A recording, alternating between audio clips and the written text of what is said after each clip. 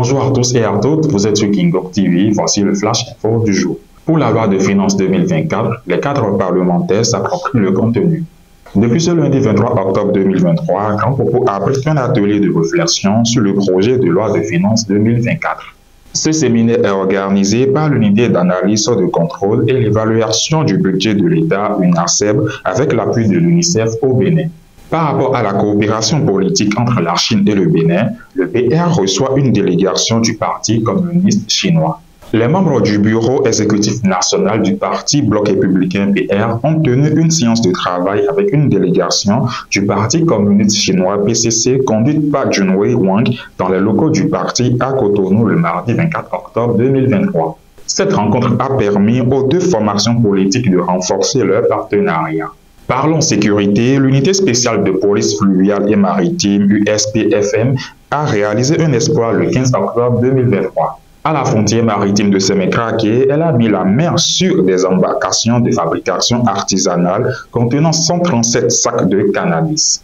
L'information a été portée à l'opinion publique par la cellule de communication de la police républicaine ce mardi 24 octobre 2023.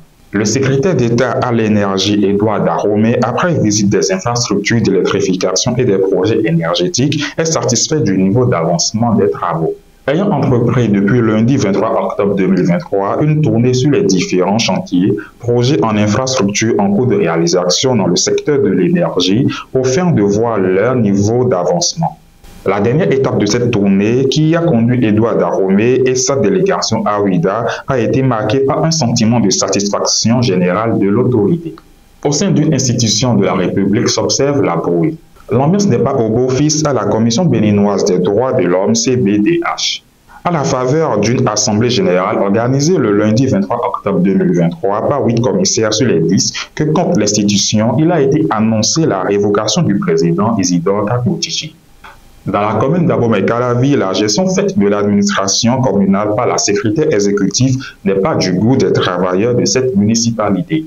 Réunis au sein de leur syndicat, ces derniers ont exprimé leur désapprobation et exposé de sérieux griefs contre la gestion de Karen Laoro au travers d'une déclaration conjointe lue dans la matinée du lundi 23 octobre 2023.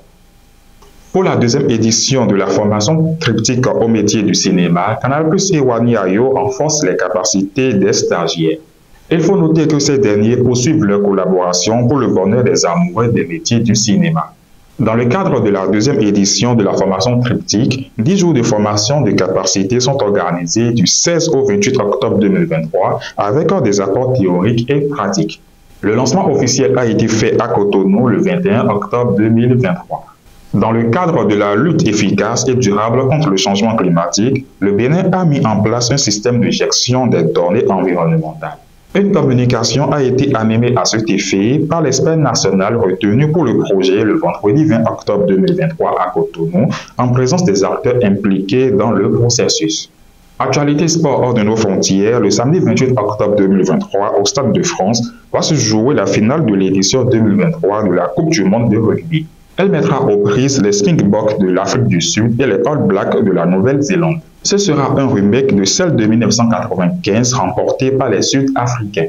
En bref, pour la CAN Côte d'Ivoire 2023, la Confédération africaine de football CAF et la MAC Puma ont officiellement présenté le ballon de la compétition. Pour coup, c'est le nom donné au cuiront officiel de la CAN CAF Total Énergie Côte d'Ivoire 2023. Et voici les grandes lignes à retenir de ce Flash Info. Merci de nous avoir suivis. Portez-vous bien et à très vite.